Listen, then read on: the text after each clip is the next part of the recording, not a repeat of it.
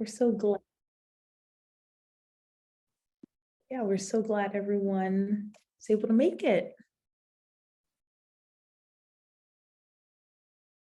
There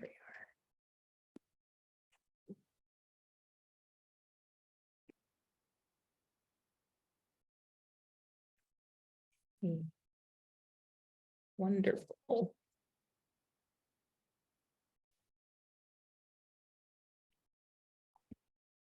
All right.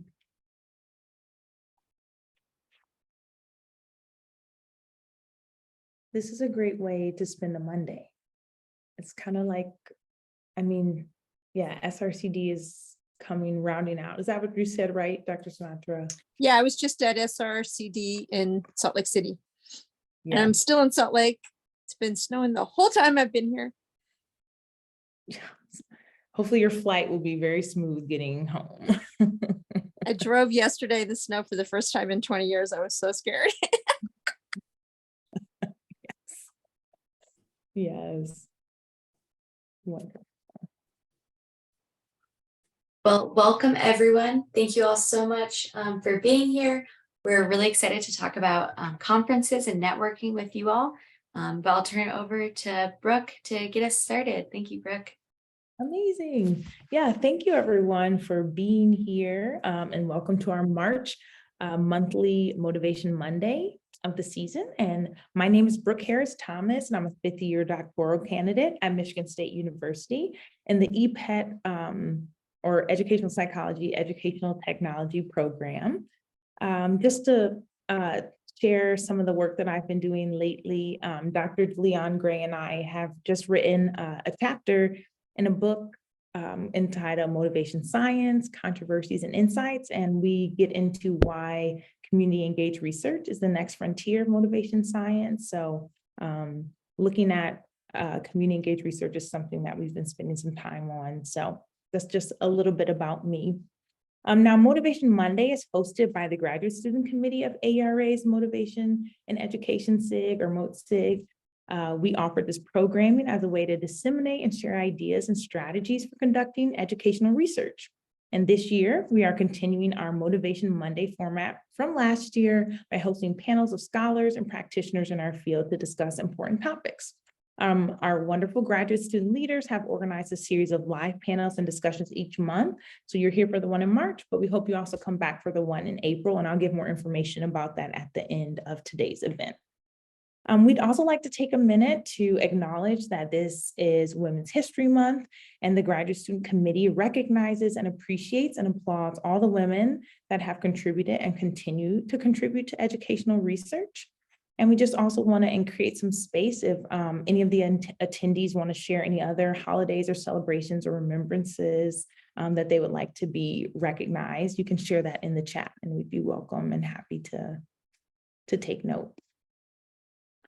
So today we have amazing scholars here to discuss networking and navigating conferences. I'm going to read the bios of our four esteemed panelists, and then we'll jump into the questions that we have kind of prepared. But we encourage you guys as attendees to drop any Q&As, any questions, that you have in the chat, and we'll make sure that we have some time for some live Q&A after we finish our prepared questions. So we'd like to start with Dr. Lira. She is a postdoctoral research fellow for the Research and Equity Scholarship Institute on student trajectories in education. She is currently part of the All Rise Project, or the Accelerate Latinx Representation in STEM Education with institutional intentionality and capacity building for experiential learning. The goal of this project is to understand the role that community colleges play in STEM pathways for Latinx students' experiential learning outcomes. Prior to joining this project, Dr. Lira was a lead research assistant on two federally funded NSF and NIH investigating the effects of motivation, curriculum, and campus support programs on students' persistence and achievement outcomes in STEM fields. During her doctoral studies at MSU, or Michigan State University, Dr. Lira served as the Equity Graduate Assistant in the Educational Psychology and Educational Technology program, where she worked with the program director to implement equitable, program structures, and interrupt various forms of systemic oppression. Dr. Lira is passionate about teaching and mentoring and has taught undergraduate and graduate level courses for over 5 years and has served as a mentor for various undergraduate training experiences. Dr. Lira's research focuses on understanding how social and personal identities and the intersection of those identities can help broaden participation of diverse students in STEM fields. Dr. Lira is a first-generation Mexican-American woman from Los Angeles, California, and she intentionally pursued her interest in education and psychology at Cerritos Community College and later transferred to California State University, Long Beach, where she earned her BA in psychology. Dr. Lira earned her PhD in educational psychology and educational technology from Michigan State University. Go Green. Next, we have Dr. Cabrera. She earned her PhD from Virginia Commonwealth University in educational psychology and began her appointment as a postdoctoral research associate in August 2022. Within the Lindenbrink Garcia Lab, she coordinates the Implants Project, a multi-state research practice collaboration focused on helping middle school science teachers integrate motivational principles into their instruction. Her research focus is centered on ways science teachers can help motivate their students' motivation and engagement, can promote their students' motivation and engagement in class. Dr. Cabrera is a former GA and graduate of educational psychology. And as a former middle school science teacher, she's interested in classroom-based research directly tied to science teaching practices and student development. Her current research focuses on scientific discourse practices with a focus on questioning and self-regulation in science classrooms. Next, we have Dr. Morton, and he is an assistant professor of identity and justice in STEM education in the Department of Educational Psychology at the University of Illinois, Chicago. Dr. Morton graduated with a BS in chemistry from North Carolina Agricultural and Technical State University, an MS in neuroscience from the University of Miami, and a PhD in education with a concentration in learning sciences and psychological studies from UNC Chapel Hill. Dr. Morton identifies as a scholar activist. His research and work focuses on identity as it informs the persistence and engagement of racialized and minoritized students in STEM post-secondary education. He draws from critical race theory, phenomenology, and human development to ascertain Black students' consciousness and how it manifests in their various embodiments and actions that facilitate their STEM post-secondary engagements. As a scholar activist, Dr. Morton works to transform the positioning and understanding of Blackness in mainstream education, specifically STEM, seeking justice and joy for Black women, Black students, and other minoritized individuals given the socio-cultural, political, historical positioning of their identities. He advocates for identity, justice, and joy to be fundamental for education. He also works to transform STEM learning environments, creating spaces that are recognized and understood as extensions of students' identity rather than sites of oppression that perpetuate hostility and exclusion. And finally, Dr. Sinatra is a professor of psychology and the Stephen H. Crocker Professor of Education at USC Rossier. Her areas of expertise include climate science education, evolution education, learning theory, knowledge construction, conceptual change learning, literacy acquisition, assessment, and the public understanding of science. Her recent research focuses on understanding the cognitive and motivational processes that lead to successful learning in science. Specifically, Dr. Sinatra focuses on the role of motivation and emotion in teaching and learning about controversial topics such as biological evolution and climate change. Dr. Sinatra developed a model of conceptual change learning, which describes how motivational factors contribute to the likelihood that individuals will change their thinking about a scientific topic. Her co-authored book, Science Denial: Why It Happens and What to Do About It, was published in 2021 by Oxford University Press. So if we just want to thank our panelists for taking the time to be with us and offering their just wealth of expertise and knowledge to the topic of navigating conferences. It's nice to have just a variety of perspectives. So thank you all for being here tonight. Agreed. So like I mentioned before, we'll kind of, the format of today, we'll ask some prepared questions.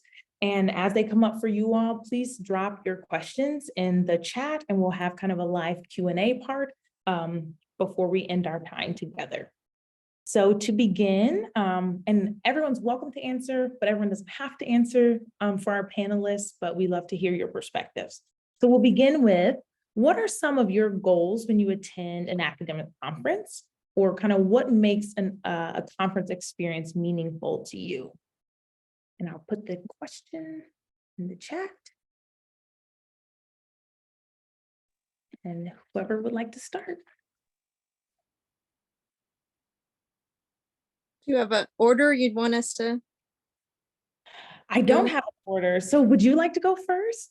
Okay, sure. I'll start. So I have a couple of goals that I have for going to a conference. I always want to connect with colleagues that I already know, and I want to make a connection to new colleagues. I always want to meet somebody new. So connecting to people I already know and then connecting to somebody new. So that's on my checklist. I definitely like to see what trends I see in the field reflected by the conference program. So if I'm seeing a lot of a certain term or certain topic or certain methodology, I like to be cognizant and notice that. And then I always want to learn something new. That's a goal. And then the last one is I want to enjoy the city the conference is in. And so I want to make sure I do at least one thing, like go to a museum, or we're in Chicago, have deep dish pizza, do something, go to the Bean, do something in the city to appreciate the opportunity you've had to be there. Yes, thank you.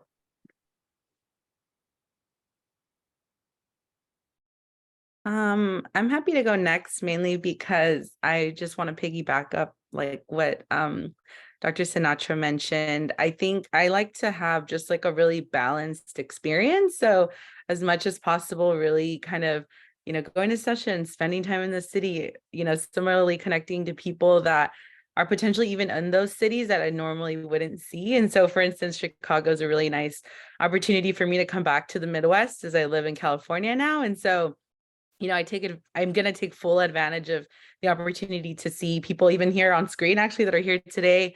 Some of my friends in Michigan, and I even have like some close family in Chicago. And so that's a really nice opportunity for me to stay connected with my existing network. But also again, like Dr. Sinatra said, like meet new people and get new experiences and attend sessions that, might kind of be out of the sort of, kind of internal network that I've already developed so that I'm able to meet new people in different spaces. And so I usually go to like 1 or 2 sessions outside of like kind of my quote unquote wheelhouse to really, get that experience. But yeah, that's sort of it for me. I definitely agree with everything that Dr. Sinatra and Dr. Lira said. And I think to add, the thing that strikes me is getting together teams that typically work in a hybrid format or work states away. It's a time where we can connect academically and socially and bond in a way that we can't in, like a little Zoom screen.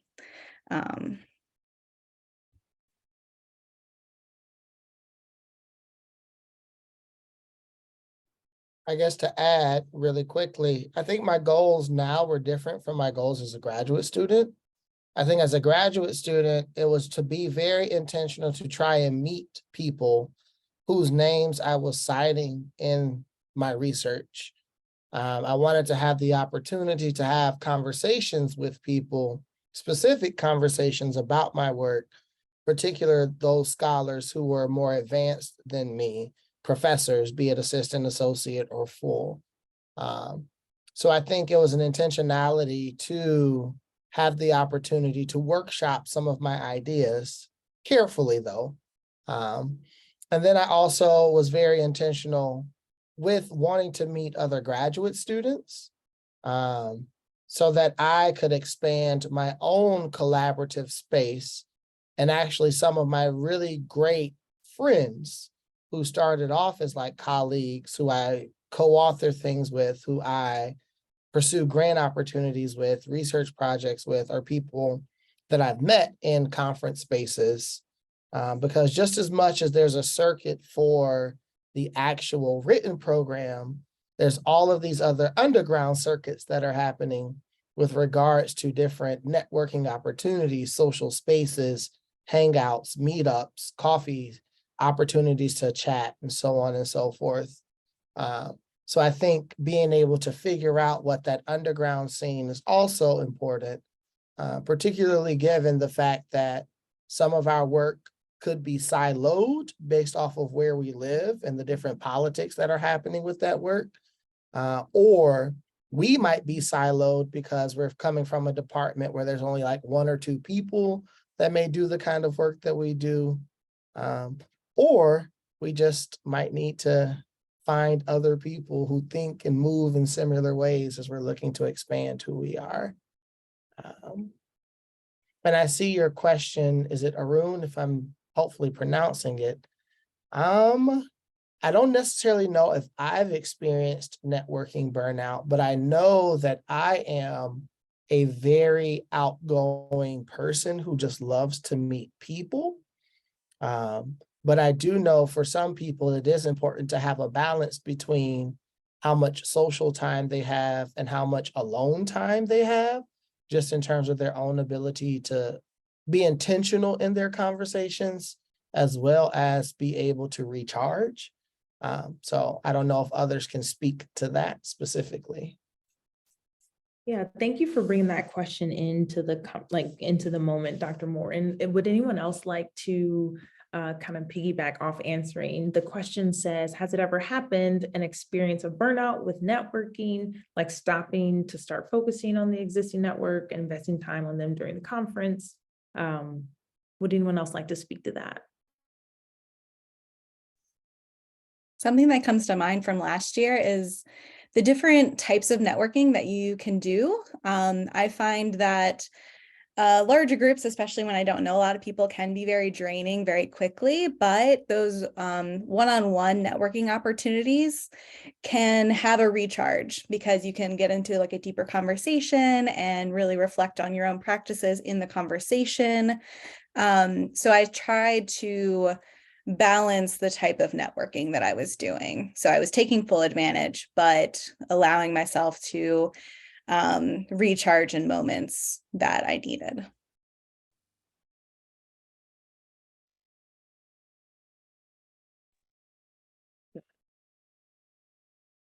We can circle back to that if anyone else thinks of anything to add to that, but it definitely can happen. And a lot of it depends on your personality and how you want to spend your time. So thanks for bringing that up. The next question we'll touch on is just having you all reflect on how do you put together your individual program or schedule for the conference. ARA, I'm thinking of particular because it's, for me, it's the one that's coming up.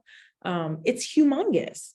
So when you're kind of heading into a conference space, even beyond ARA, what are you considering as you put together your schedule? Yeah. You know what? Why don't we go in the same order? I was gonna say I can change it up and we can do reverse Perfect. order, but Reverse it. I like it. so a couple of things that I think about when I'm putting together my schedule. First, I have to make sure that I put all of my own presentations on the schedule so I don't forget. So if you are presenting in any capacity, please don't forget to add your own sessions. Second from that, again, going to what I was thinking when I was a graduate student versus what I might be thinking now. As a graduate student, going back to like the who am I citing kind of thing, I was trying to see what sessions or presentations that people that I was citing were giving so that I could also be in conversation with any upcoming or novel scholarship that was within the area that I was interested in. And so that gave me an opportunity to kind of focus and be intentional about some of the sessions across the different areas of like identity, STEM education, race and gender were kind of like the main topics that I was thinking through. And then I think for me, one of the nice things about AERA, even though it is big, is that there are sub-communities within AERA. And so there are divisions, there are special interest groups, and each division and special interest group has its own sort of sub-focus. So it gave me the opportunity to think, all right, if I'm interested in learning and instruction and I'm interested in science learning specifically, I can look at Division C, section whatever, that's now focused on science learning, and I can see all of the presentations that are happening in that space. Or knowing that I do a lot of research and work on Black identity, there's the research focused on Black education. I can go to that SIG, look at all of the sessions that are happening there, and then kind of try and build a schedule based off of that. So those were some of the logics that I use in kind of building a schedule. I also, because I am very extroverted and outgoing, look for the business meetings of different divisions and SIGs, because those are informal opportunities to meet people. And I can say it on hush, but I see this is being recorded. A lot of the business meetings also have good food and drinks. And then two, also looking for different university-sponsored socials.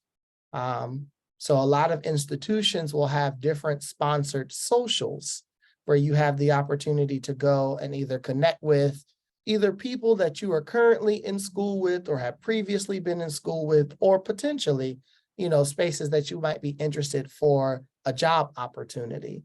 So I do look to see what kind of socials are up and try to add some of those to my calendar as well. If I'm doing reverse order right, I think I'm next. It's a lot to piggyback off of. But I love what Dr. Morton brought up, and the searchable feature of the program on AERA has saved me, like searching people that I would like to go to their sessions. And then, seeing who their co-authors are and seeing what else they're presenting in. I love to look at what else is being offered in divisions or SIGs that I'm presenting in, or that I would like to delve more into maybe next year, seeing what their program is offering this year, how I can fit in maybe next year. And then I think somewhere in the chat was like things meeting at the same time. So not only do I put together my own individual program, but we also put together a lab program and seeing what other people in the lab is going to, so that if they can catch one session, I can go to another at the same time. And we can actually like share notes on like a Google Doc or share slides or something. So definitely use your internal network as well to kind of get the most out of all the sessions being offered at the same time. Yeah, that's so great. And I think I'll just add a couple of more things that I do. And one of those is like try to attend the sessions as sort of like a recent graduate. And I did this a ton in grad school, is attend the sessions of my friends. I think being in community with one another like really helps kind of a lot of the perhaps like anxiety you have going into a session, or like the nerves, right? Like I certainly feel all of that. And so when I can look out in the audience and I see like one or two friends, which has usually always been the case, it has made me feel like tremendously more prepared and better, and just like I'm in safe space and community. And so that's one thing that I like to do. I pay it forward, and you'll usually see me at some of the sessions with my friends and that kind of stuff, or peers from grad school. Exactly, yeah. And then the other thing too is I try to really balance kind of like the professional type, like, or like very kind of like symposium type / poster session type sessions with like, the socializing sessions, the business meetings, as well as leaving enough daylight during the day to like do things in the city. Like as a woman of color, just like a woman in general, and usually traveling alone, right? I try to be pretty like mindful of where I'm stepping in and like at what times. And so during the day, I might want to go to a museum, or I might want to go to a part of the city where like, I'd like to do it between the hours of like 8 and 7, right? And so a lot of the sessions are happening during that time. You'll find that at night sessions aren't really happening unless they're socials or gatherings or something like that. So that's just something that I do. And I typically advise, like, especially women of color who are traveling alone. So yeah, I think these are all just kind of things I wanted to add. All right, and to wrap it up, I agree with everything that everyone said. I built out a calendar that's crazy. I have the whole week and I have everything built out like it's a whole thing, and I share it with my students so everybody knows where everybody is going to be. I definitely recommend a couple of things that haven't been said yet is to make sure that you're on listservs, that you get emails from Division C, the Motivation SIG, because they will email you, about activities, about socials. And so, you need to be on those because a lot of these are not in the program. So Division C has a happy hour social where you can meet a lot of people, and that's on Thursday. And I can give you the exact information because I'm on the listserv. So I got it today. So if you are not on the listserv, you want to make sure you get on those listservs because that's where you get all this insider intel. And that event is Thursday. And it is, I think, 4:30 to 6. And it's at the Osteria Via Stata, which is 620 North State Street. And if you're a Division C member, you are welcome. So that's my first tip, is to get on the listservs and then follow Division C and the MOTSIG and other interest groups of yours, the special interest groups, on Facebook and Twitter, because you get real-time updates, during the conference, especially if a venue changes or if somebody, is saying something you missed in the program. So you definitely want to follow that.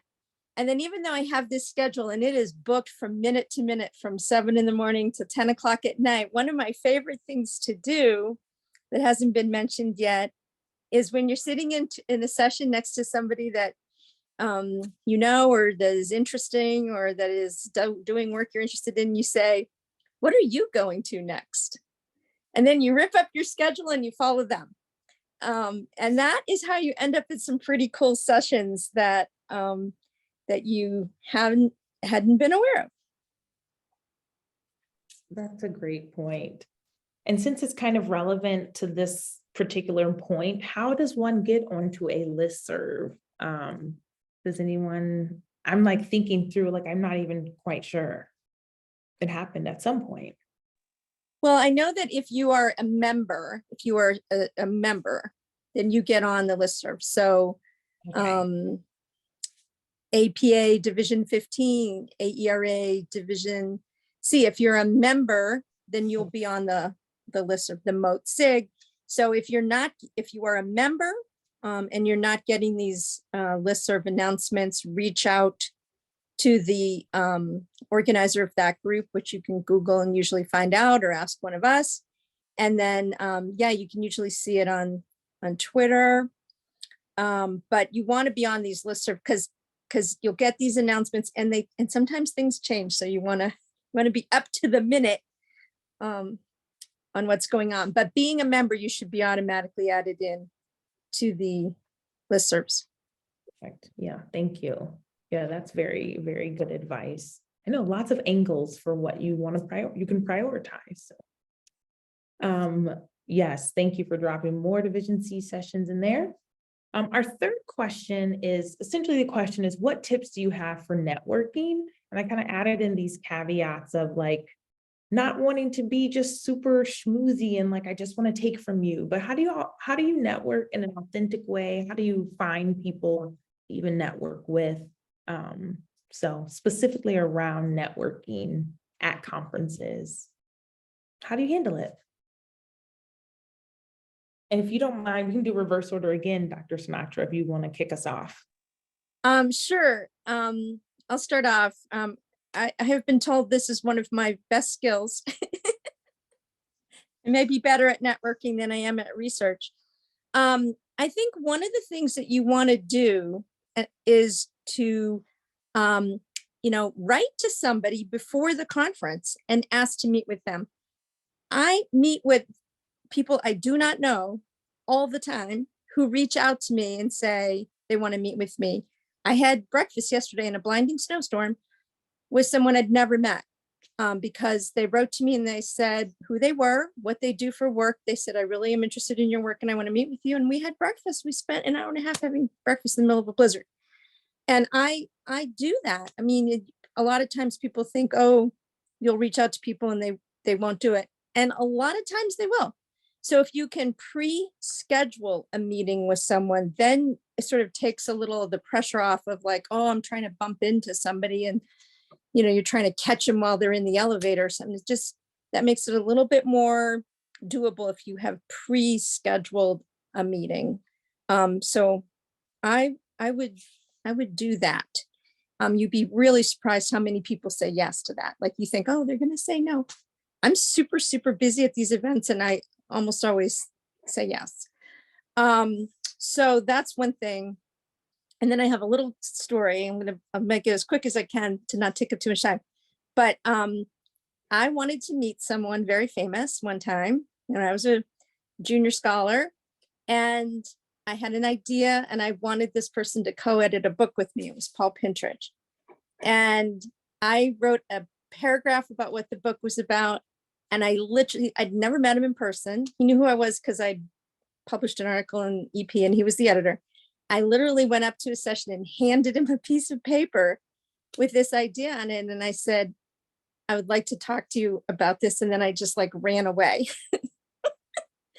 And then after the conference, I emailed him and I said, I want to talk about it. And we ended up co-authoring a book together. And that sounds crazy, but I actually did it. So the point is, however you approach people, you never know what will come of it. So I encourage you to try it, even if it seems a little awkward. I love that story.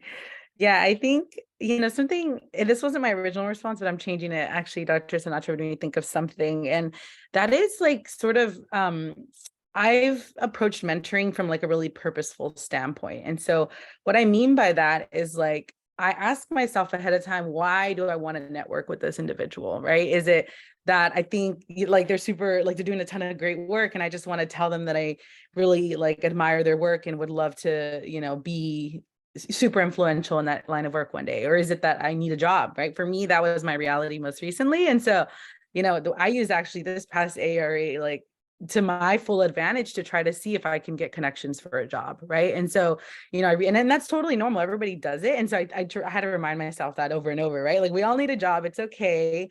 Right. And I think kind of getting at that idea of like, you're not really kind of being schmoozy, like trying to get something necessarily because they're benefiting from employing you and you're benefiting from being employed. And so or getting out of grad school and having a job, right? And so I would say approach kind of your network, as much as possible, approach it with asking yourself that, like, what is it that I am looking for in this networking experience? And sometimes it's just, I want to meet some new people. And so, I've done that a lot in the social settings, right? I'm like, I want to meet these people. They seem like a cool group, or, they seem super friendly, or they're a friend of like someone that I'm already associated with.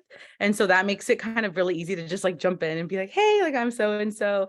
And don't underestimate the fact that everyone is there and also kind of feeling a little bit nervous about networking. And so as much as you're able to do that for yourself, like really be vulnerable with yourself, put yourself in a new space, I think you're going to be totally okay.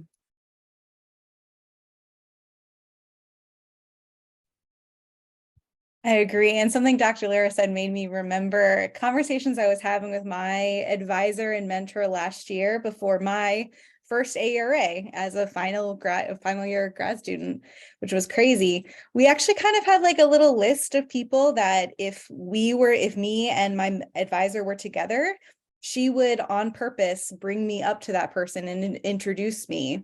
So having those conversations with your advisor early so that like you kind of are on the lookout for certain people and certain opportunities. And then honestly, sometimes it was the ones that we didn't even think of, like she would just, introduce me to whoever around. And that's a great way to start making connections because they'll introduce you, talk about your strengths, and it'll be an instant, really good connection with somebody that you may not have approached.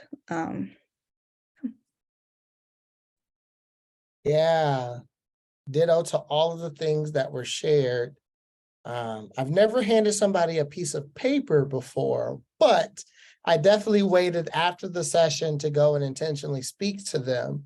And actually, it was my first AERA, Washington, D.C., when Tabby Chavis was giving a talk about a new book that she had just put out, and they had like the whole panel and people were talking on the chapters. And after the panel, I went up and I just started talking to her about my interest and my ideas. And it was literally through that conversation where I was able to figure out what my dissertation topic was going to be. Because it was like in the moment, the questions that I was asking was like, yeah, have you seen this before? And she was like, no, we've never seen this before. And I was like, that's mine. Let me go put this on paper right now. So I do think, having the courage to walk up to people and introduce yourself is important. I will also be transparent and say that not everybody is a welcoming person. So I have gone up and introduced myself to some people that I thought would have been welcoming. And then I learned very quickly that, who they are personally might not necessarily be who they are on paper. And I had to internalize it as like not something being wrong with me, but also just recognizing that, that just might be who they are. And I can respect them for who they are, but it might not necessarily be somebody that I might be interested in sort of following up with, because what I was looking for or what I do or how I move just doesn't happen to align. So I don't want to kind of paint this false picture that everybody you speak to is going to be excited and willing to help you. There are a lot of people who are excited and are willing to engage in conversations, but I do know that there are people who are not. I do think moving in groups does help. So if you are in a community of people and you all are going to sessions together, by virtue of the degrees of separation, you're able to meet and get to know other people faster or sooner. And I mean, I think too, as you're meeting more established scholars, established could be people who have already graduated and have done AERA multiple times, or people who've just already done AERA multiple times. Having people that can introduce you also matters. So my advisor was not a big AERA person. The conference was too big for her.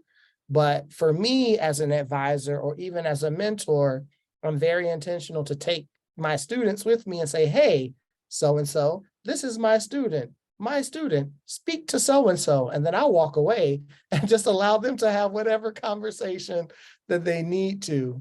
And though somewhat anxiety inducing, my students have appreciated it because it was kind of like breaking that awkward ice in terms of actually being able to have a conversation with people.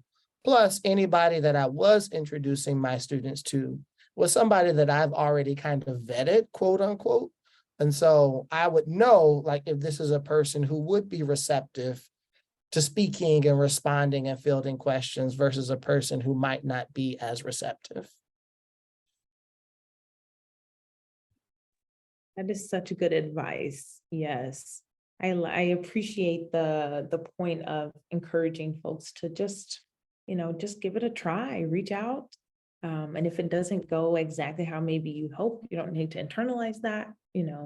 Everyone kind of runs different, but really good reminders. For the next question, appreciate those answers. We wanted to know, sorry, I'm trying to get the question pasted here. Sorry for the distraction. Okay.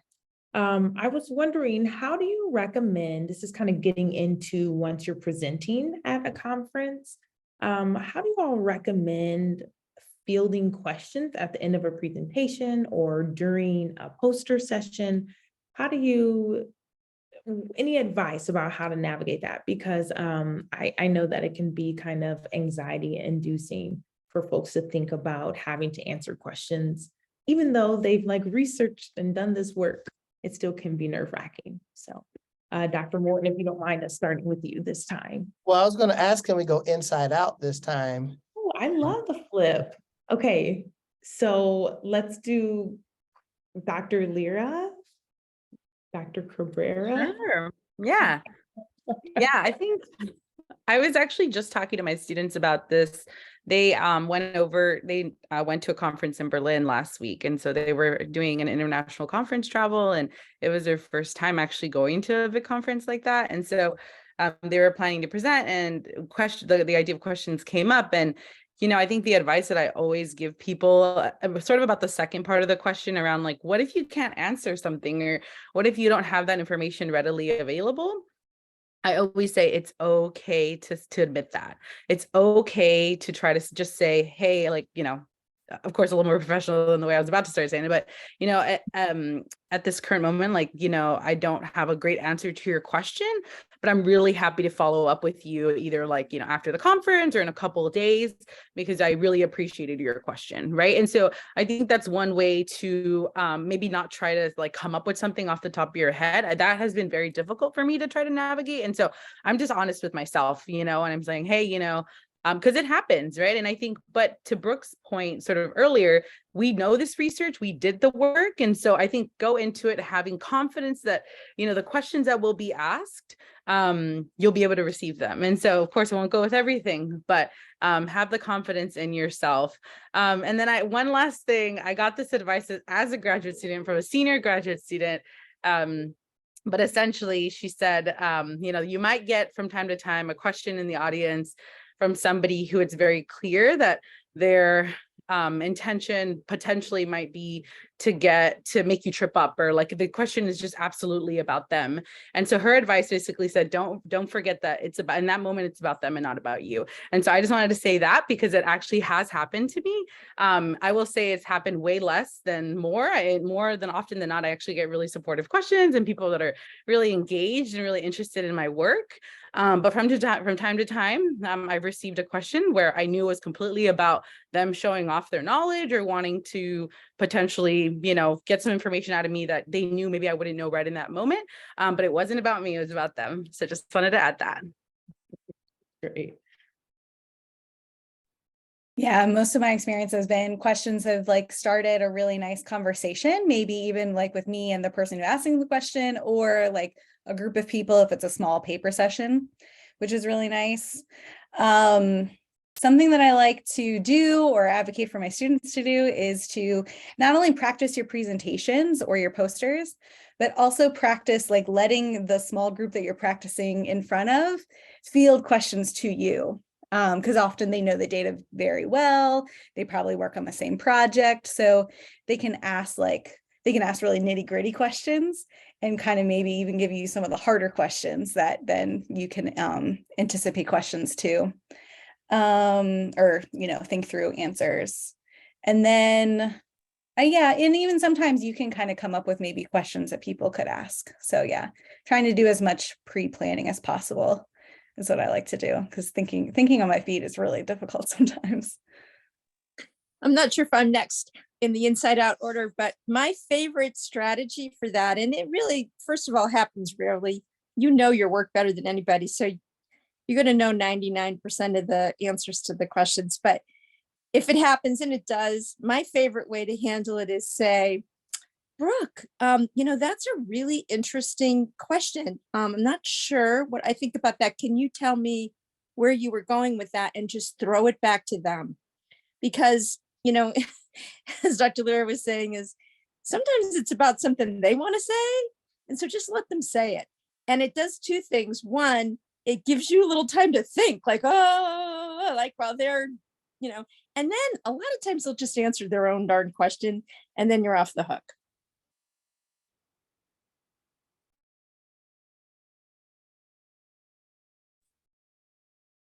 So I don't know if you can hear me because I think I'm having some Wi-Fi connection issues. It's working just fine. Okay, good, because it's freezing on my end. I am on campus, so that's really interesting. But I've never tried that, Dr. Sinatra, so I'm going to have to add that to my arsenal. But I think in the past, whenever someone has asked me a question that I didn't necessarily have the answer for, I would say, that's a good question. I'll have to think on it. Or I appreciate that point, something I have not considered before.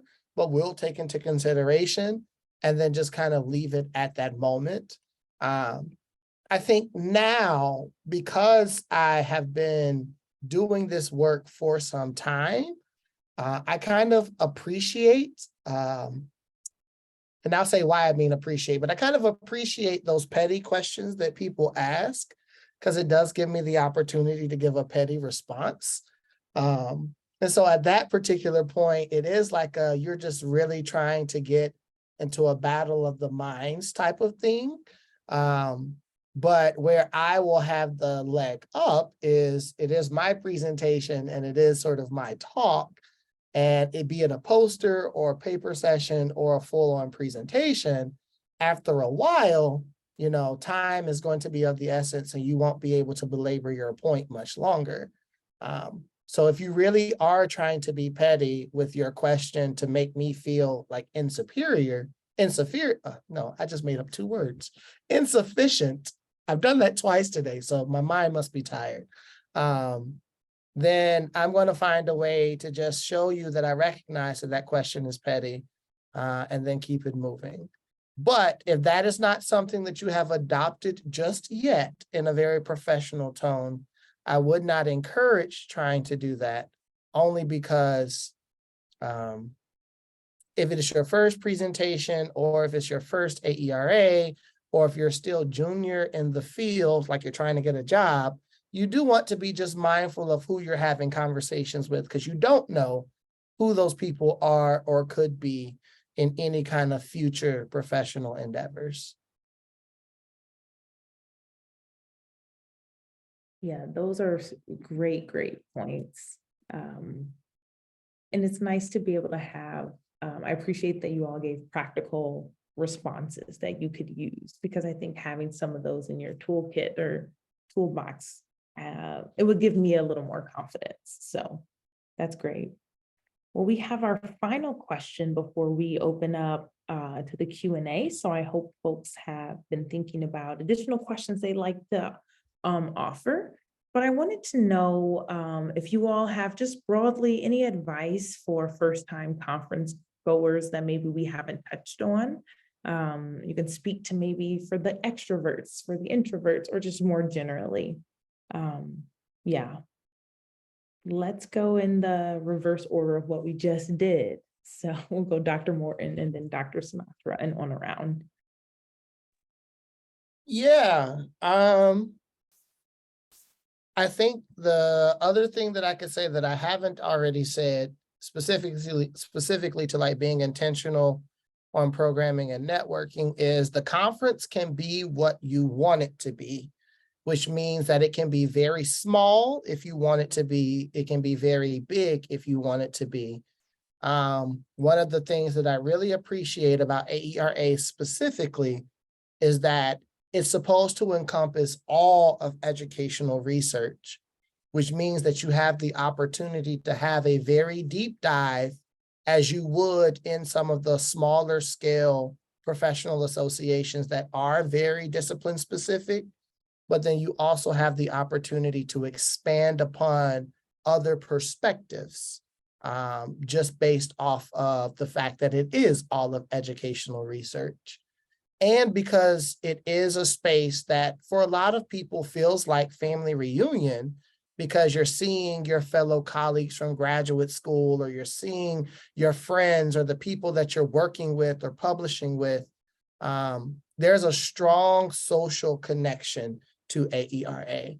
And so I do think it's very important to balance what is the quote unquote scripted professional connection in terms of the actual academic talks and conferences, but then what is that unscripted personal professional connection, recognizing that all of like the colloquial sayings say that most business deals are done on the golf court and at the bar.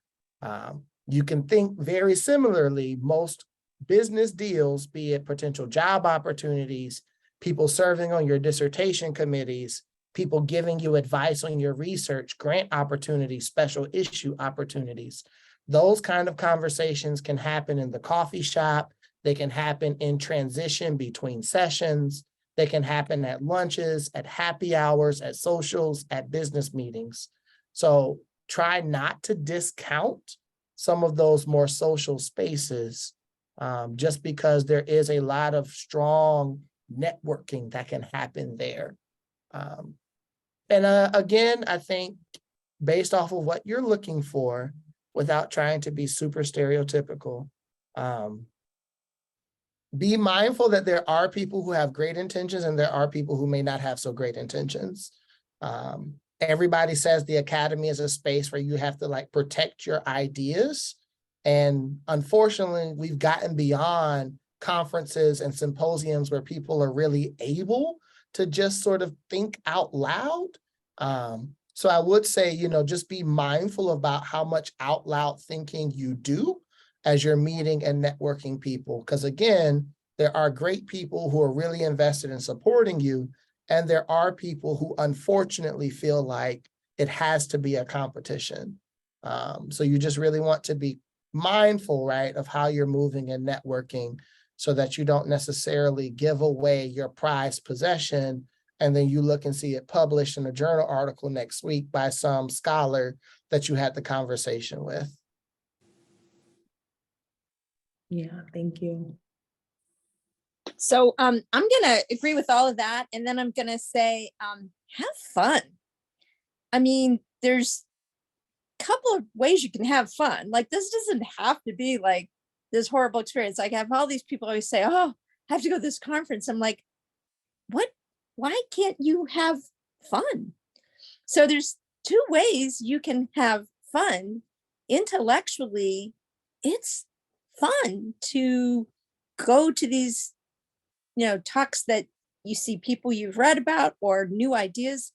That's fun. So have intellectual fun, but then have actual fun as well. Like, get out into the city, go to the social events, and remember that it's, you don't have to have, you have goals. We already talked about what your goals are like, but it's not like you don't get graded at the end of the conference. It's not, like a check box, like, have fun.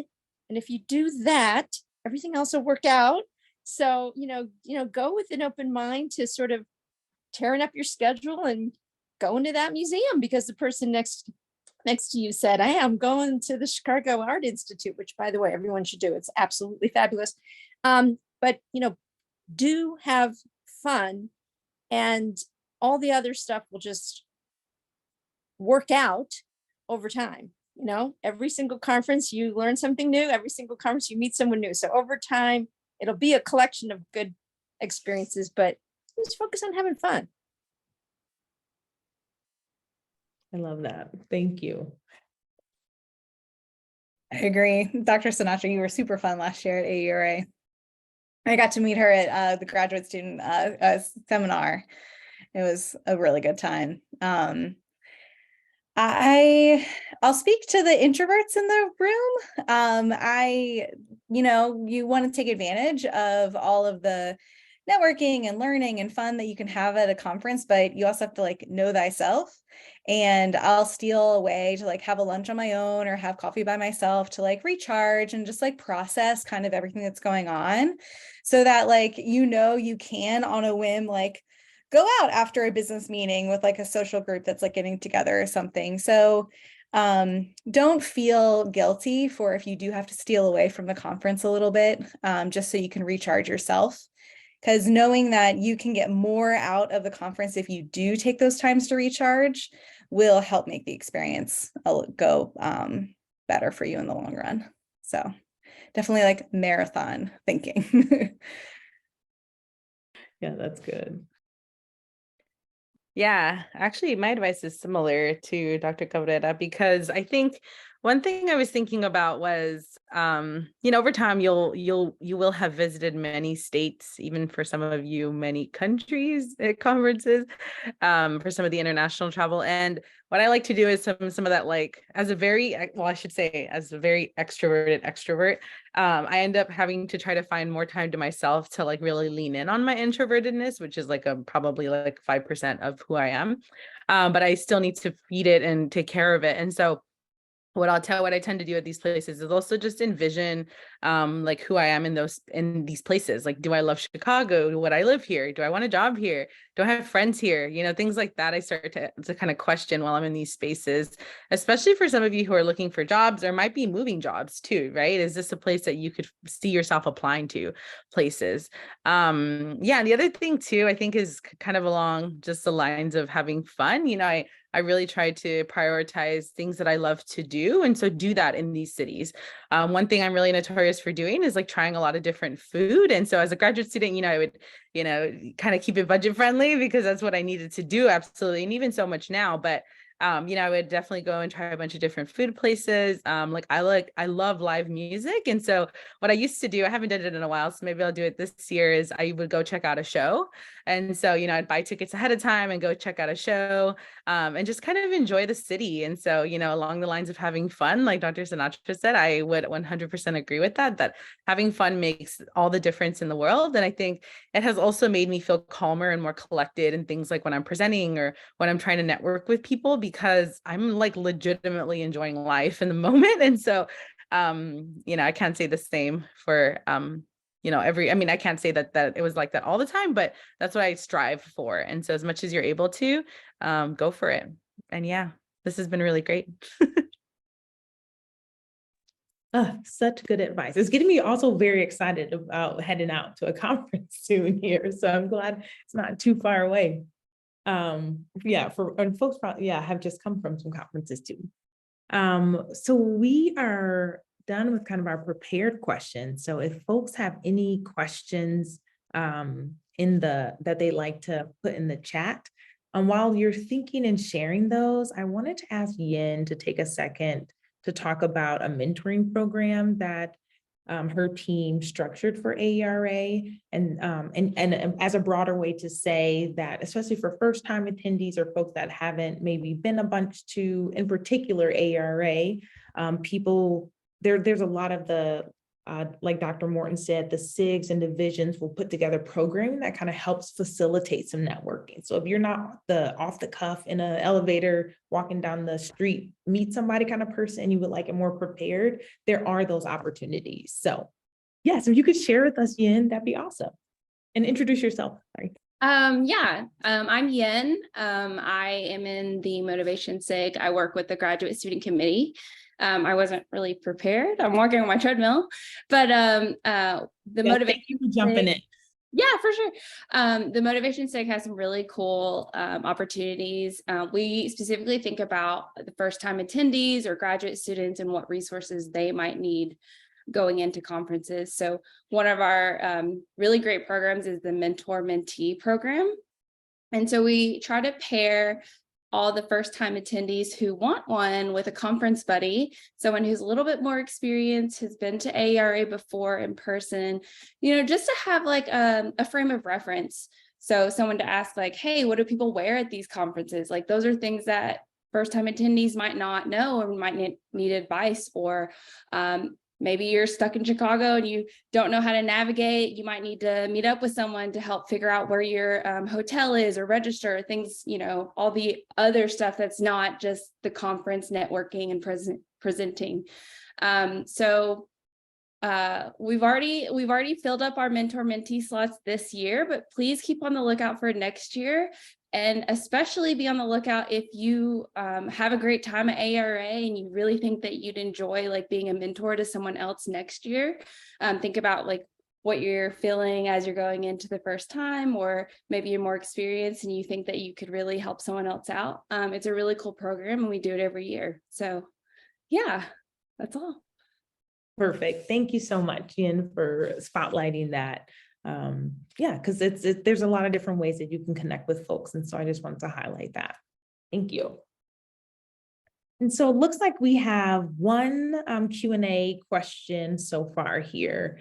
And let me get that question. It says, many of you have touched on this already, but any additional advice on how to network specifically for job opportunities? What's appropriate to say, ask, maybe what's not appropriate to say or ask? Any thoughts on that, y'all? In any order, because maybe not everyone will have a response.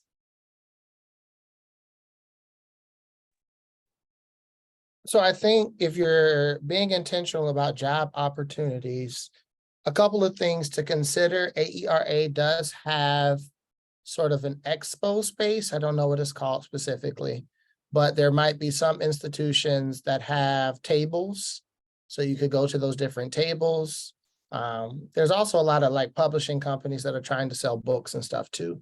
So there's opportunities there as well for publications and or purchasing of books. Going to the university receptions, as I had mentioned before, gives you a chance to see some of the faculty and how they look with their hair let down, quote unquote. And so you might be able to do some informal networking there, especially if you already know that institution is hiring, or if it's an institution that you have interest in sort of examining for whatever reason. I also think too, it's appropriate if you are aware of the fact that they are hiring to say, hey, I see that you all are hiring for this position. Wanted to know if there's any additional information you might be able to share with me as I'm thinking about putting my materials together. But that would require work on your behalf ahead of time to, ensure that there was actually a post out there. Or you might be able to say, are you all considering hiring, or do you have any hiring opportunities coming up? Because some institutions might not yet have posts out, but might be having some things coming up as well. So I think that those are a couple of questions that you can consider, and spaces to consider when to ask those questions. I wouldn't ask them after a presentation. That would not be the right kind of train of thought for a person. Ooh, that's a good distinguisher, timing. Yeah, thank you. I'll jump in. AERA has a job board, and so you should definitely be following that. But if you look at the timing, AERA being mid-April, this is late in the job season. So it's really for next year that you want to use AERA for, because, I have a student who's on the market and she's already signed a contract 2 months ago. So it's AERA's late for this academic year. So it would be for next academic year. And that's great. So if you're coming up on the job season next year, this is the perfect timing to start trying to find out if there's positions available through all the, ways we've mentioned about going to different, events and finding out what's going on. But the job board would be the best way, I think, to find out what's going on there and then to follow up from there. Yeah, I can speak a little bit to the postdoc realm immediately. So actually it was at AERA last year that I saw the postdoc ad for the job that I applied for, and I applied in the Marriott at AERA. I was putting my materials together. I went to a couple of the sessions that they were reporting from the project that I was applying to, so I would know a little bit about what the project was putting out. And that was put together by their current postdoc, so I got to learn a little bit about them. And then I got the opportunity to meet the person that I would then interview with at AERA in a more social, laid-back setting. So that it was definitely late in the cycle and kind of, clandestine almost, but it was a good opportunity. And, keep an eye on projects that their postdoc may be on the market themselves. So then there may be an opening in a year. Kind of just keep an eye out of where everybody's shuffling. Yeah, I think that's all really great advice. I wanted to just add one piece which is sort of to speak to when you want to network and ask about a job, but it kind of seems like the timing's off. So like the presentation was a good example of like, don't like, it's probably not the best idea because they're anticipating questions about the work, right? Or maybe about kind of like their upcoming stuff. And so what I have done, and it's been very successful in the past, is at conferences, I take that opportunity to meet someone, get their information, exchange information, something like that. And if I didn't have an opportunity to ask about the job right then and there, I ask about it in a week or ask about it in 2 weeks. And so I say, hey, we met at AERA, I'm really curious. I'm really interested in your work. I'm really curious if you're looking for a postdoc. That was my experience. I was looking for a lot of postdocs at the time. And that's actually one way that I was able to secure a couple of interviews because I think they were really interested in me kind of just really showing interest and following up. And so keep in mind that shows interest too, right? That you kind of remembered and you want to reach out to them and you're staying connected.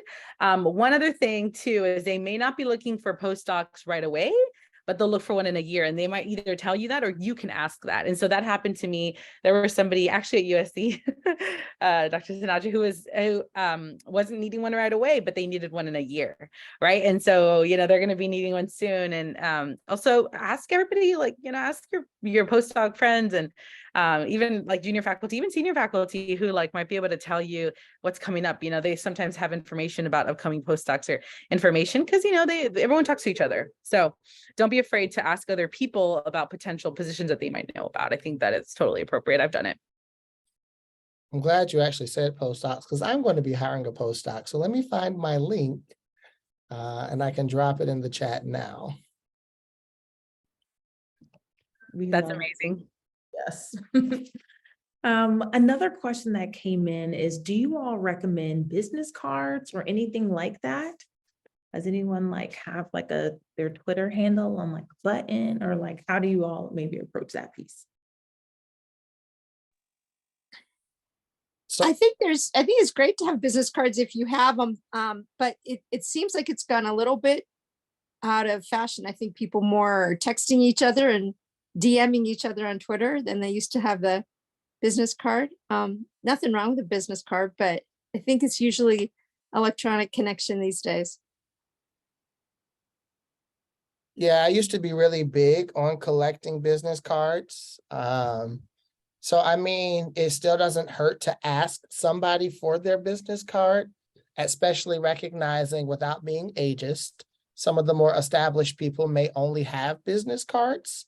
But I think in terms of your own communication, it does help to have either a business card or now you can do the digital QR code scans where somebody's information can automatically pop up. I would argue maybe have both. I know for me personally, I might not necessarily want to save your information in my cell phone, but I might want to still be able to save your information because I do try to be intentional around what do I save on my personal devices, versus what do I save in work. So I think just being able to engage in both modalities may help as you're looking to network or have somebody connect with you afterwards or you connect with them. Yeah, that's great advice. Yeah. Okay, I just want to make sure everyone said their piece on that. Great. Another question that says, which we kind of maybe touched on, but if anyone had anything to add, is the question says, knowing what you know now, what would you make sure to do if you were going to your first annual meeting? Yeah, I would not miss the business meeting. I think Dr. Morton said that, and business meeting of Division C, business meeting of Mode. I would not miss the business meetings because that's where a lot of opportunity emerges. I was at a 8-year business meeting and they said, we need someone to edit the newsletter. Nobody wants to do it. I raised my hand. And, a few years later, I ended up vice president of Division C. So it kind of went from there. So I think just showing up at the business meetings, you find out opportunities. So I think that's the one thing I would try to not miss. Go ahead, Lauren. Oh, thanks. Don't be afraid to ask questions in the sessions you go to. Speak up and, ask questions, see how they did things, or things you want to know a little bit more about. Remember that you have a space in the room, and you deserve that space too. I felt really intimidated when I was there, and it wasn't until the session that I was presenting in where I was like, oh, I can like really speak on these topics. And so, yeah, just, have that self-confidence. That's good. Yeah, I'm glad you actually went first, or prior to me, because mine is piggybacking up off of yours. And that is to really help with that intimidation piece, that first timer kind of like, feeling in your gut where you're like, it's my first time, I don't know what to expect. Really lean on your peers or like the graduate student community, right? So I would do that at all the conferences, because everyone's kind of, feeling that in some way. And so you're able to really be in community with them, share spaces with them. I think earlier I mentioned like, last year was super cool. We did like a really nice hike, and it was just a bunch of graduate students. And it felt so nice to be part of a space with other graduate students that have, if not so many similar experiences to me in graduate school, a lot of them, right? And so that would be my tip as a first time attendee, to really try to lean on your peers. And they're going to be kind of like, I guess maybe the pressure is less to network with them as well, right? Given that, you're all kind of doing it, you're all trying to get it, right? You're trying to get the PhD. And so, yeah, that's my tip. That's good. I think it's been shared before, but just want to iterate or reiterate it. Again, knowing yourself, but don't be afraid to take some courageous steps in terms of introducing yourself to people. I think you could go to the conference and just sort of sit and listen and learn, which is great. But I mean, I think that there's so much more to the academy that you don't learn in graduate school that you can learn through conferencing and other spaces that would be very, very beneficial. Like, for instance, if you decide to take an academic appointment and you have this thing called tenure and promotion, there's 5 to 7 people who are established experts in the field who are supposed to be reviewing your packet. And these are people that you have not published with before, or people who have not served on your dissertation committee, which means, right, that these people should, air quotes, be familiar enough with your scholarship to really be able to speak to the contributions that you're making to the field in a meaningful way. Because you have no idea who those people could be, it is best as soon as you can to continue to start putting your name out there, just so that people can start to make an association between who you are and what you're doing. So that if you're going into the academy and you're on the tenure track, right, and you're making continuous presence at conferences, people will start to see who you are and your scholarship, and you have a greater likelihood of having a fairer review on that space. I know that's super long-term to think about, but again, I try to be very strategic in a lot of my moves. And so those are some of the strategies that I think about. And I would echo what Dr. Sinatra said also, even though it seems like work, because it is, unpaid work, because it is, the service that you can do through conferences really has the opportunity to expand your professional career in ways that you could never consider possible. Just as much as we are about what you do and what you know, we're also still very who you know and who knows you.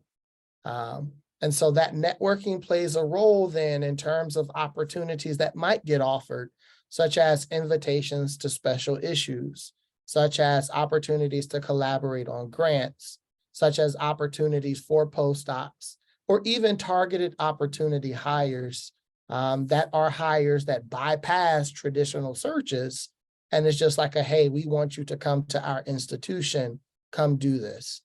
So there's a lot of ways that you can really build your professional career through intentional and strategic networking that can begin as early as now as a graduate student or even a junior scholar as you're trying to figure out how you want to maneuver through these spaces. And I don't want you to feel like that's a lot of pressure, Rather, I want you to see it as opportunity to really make meaningful marks on your future.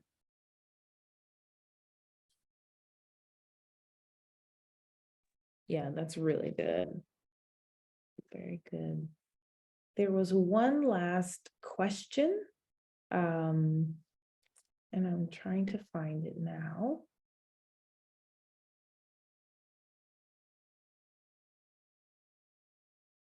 Oh, maybe we got them all. I'm gonna double check with Maggie. Maggie, did I miss any questions? I think you got them all, but if somebody doesn't feel like they got their question answered, you could re-ask it too. The chat was very active in the best way. That's great. Yeah, good advice. Really quick, I will share. I don't remember the name of this actual session, but there was a very beneficial session that was good for me. There's like this Senior Scholars of Color session that they have, where they have a lot of full professors or professor emeritus, emerita, who give very specific support in like publishing and grant writing and community engaged research. And so for those graduate students of color or for people doing research specifically around like race, ethnicity, or identity, you know, that was a very powerful session for me. I got to sit down at the table with Gloria Latson-Billings.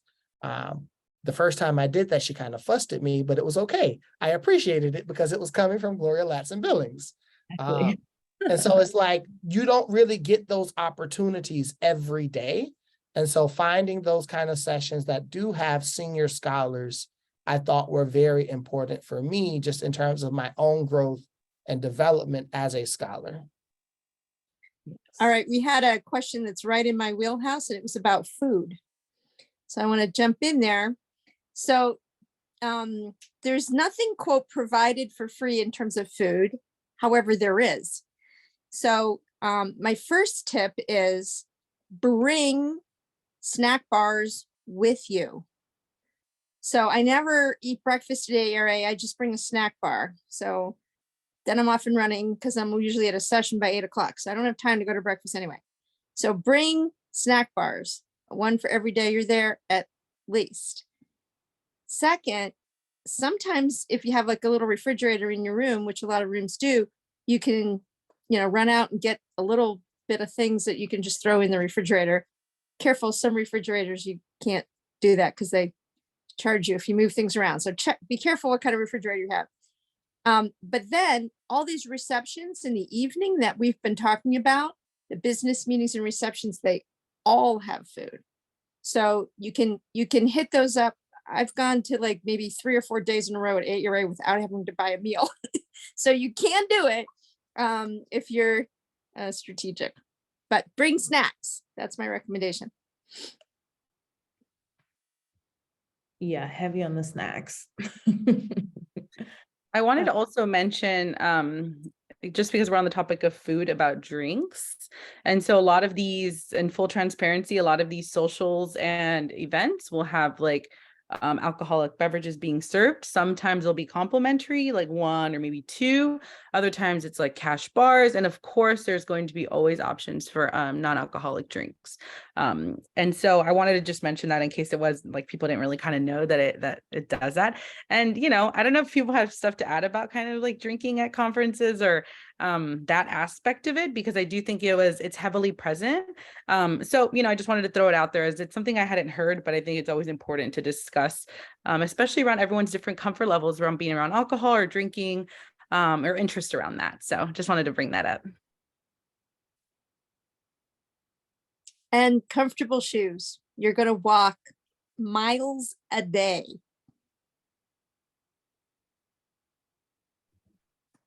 Weather in Chicago can be a hit or a miss. I saw that comment living here in Chicago right now. So I intend on having like sweatshirts, not like sweatshirts, like hoodie sweatshirts, but, you know, like sweaters and things of that nature. I don't intend on wearing short sleeves. I don't quite think we'll be short sleeve ready in April. it might be worthwhile having a light jacket that you can carry with you. I don't anticipate rain. I haven't looked at the farmer's almanac or anything. But you never know here. Sometimes it could be rain, it could be cold. Magnificent Mile is located right off of Lake Michigan. I think that's the lake. And so you do get a nice breeze off the lake that can be cold. And when you're moving in between tall concrete buildings, it can also be cold too. So just keep that in mind, depending on where you're staying, how far of a walk you have to go. AERA is across like 5 hotels, and they are not all right beside each other. And they So don't call it the Windy City for nothing. exactly. It's windy. It is windy and it will catch you off guard. So I do think that's something we haven't mentioned. Be mindful of what hotel the session is going to be in, because one might be in the Marriott, the other might be in the Hyatt, the other might be in the Sofitel, or however you pronounce that hotel name.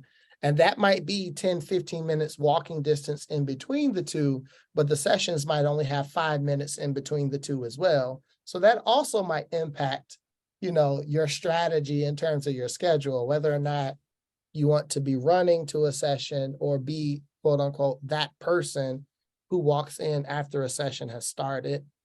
I don't know too many sessions where people like turn around and look at the door if it's opened during a session.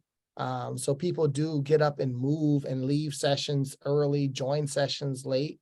Some people only want to go for one presentation in a session and not all of the sessions. So I think most people are okay with the fact that people are going to be moving consistently.